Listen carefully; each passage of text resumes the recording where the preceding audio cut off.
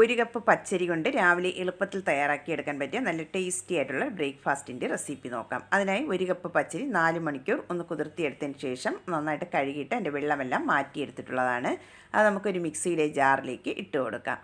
അതിൻ്റെ കൂടെ തന്നെ ഒരു അരക്കപ്പ് തേങ്ങ ചിരകിയതും കൂടെ ചേർത്ത് കൊടുക്കാം.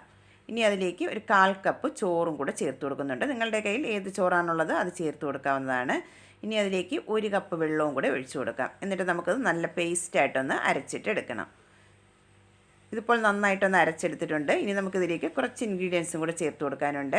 ഒരു 4 വറ്റൽ മുളകും കൂടെ ചേർത്ത് കൊടുക്കുന്നുണ്ട്. നിങ്ങളുടെ എരിവിനനുസരിച്ച് മുളക് ചേർത്ത് കൊടുക്കാവുന്നതാണ്. ഇതിലേക്ക് ഇനി 5 ചെറിയ ഉള്ളിയും കുറച്ച് കറിവേപ്പിലയും ഒരു 1/4 ടീസ്പൂൺ ചെറിയ ജീരകവും കൂടെ ചേർത്ത് കൊടുക്കാം. എന്നിട്ട് നമുക്ക് പൾസ് മോഡിലിട്ട് ഒന്ന് ക്രഷ് ചെയ്തിട്ട് എടുക്കാം. ഒരുപാട് ഇട്ടങ്ങ് അരച്ചെടുക്കണ്ട. ഇതിപ്പോൾ ഒന്ന് അരച്ചെടുത്തിട്ടുണ്ട്. നമുക്കതൊരു ബൗളിലേക്ക് മാറ്റി കൊടുക്കാം.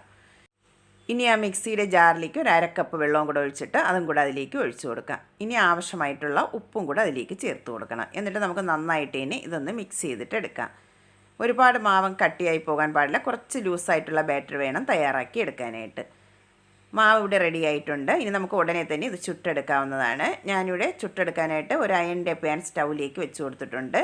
അതിലേക്ക് ചൂടായി വരുമ്പോൾ കുറച്ച് ഓയിലൊന്ന് ബ്രഷ് ചെയ്തിട്ട് എടുക്കണം.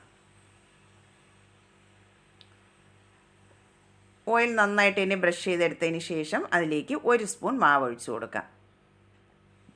എന്നിട്ട് നന്നായിട്ട് ഇനി ഇതൊന്ന് ചുറ്റിച്ചിട്ട് എടുക്കണം. ഇനി നമുക്ക് ഒരു മീഡിയം ഫ്ലെയിമിൽ വെച്ചിട്ട് ഇതൊന്ന് വേവിച്ചിട്ട് എടുക്കാം. മുകൾ ഭാഗം ഒന്ന് ഡ്രൈ ആയി വരുമ്പോൾ ഇതൊന്ന് അടച്ചു വെച്ചിട്ട് ഒന്ന് വേവിച്ചെടുക്കാം. ഇതിപ്പോൾ റെഡിയായി വന്നിട്ടുണ്ട്. നമുക്കിനി ഇത് പാനിൽ നിന്ന് മാറ്റിയെടുക്കാം. ഒരെണ്ണം റെഡിയാക്കി എടുത്തിട്ടുണ്ട്. ബാക്കിയുള്ളതും നമുക്കിതുപോലെ ഒന്ന് റെഡിയാക്കിയിട്ട് എടുക്കാം. നല്ല ടേസ്റ്റിയും ഈസി ആയിട്ട് തയ്യാറാക്കിയെടുക്കാൻ പറ്റിയ നല്ലൊരു ബ്രേക്ക്ഫാസ്റ്റ് റെസിപ്പിയാണ്. പ്രത്യേകിച്ച് ഇതിന് കറികളുടെ ഒന്നും ആവശ്യമില്ല. കറി കൂട്ടി കഴിക്കാനായിരുന്നാലും നല്ല ടേസ്റ്റാണ്. എല്ലാ പേരും ഒന്ന് ട്രൈ ചെയ്ത് നോക്കണം. എന്നിട്ട് ഫീഡ്ബാക്ക് അറിയിക്കാൻ മറക്കരുതേ.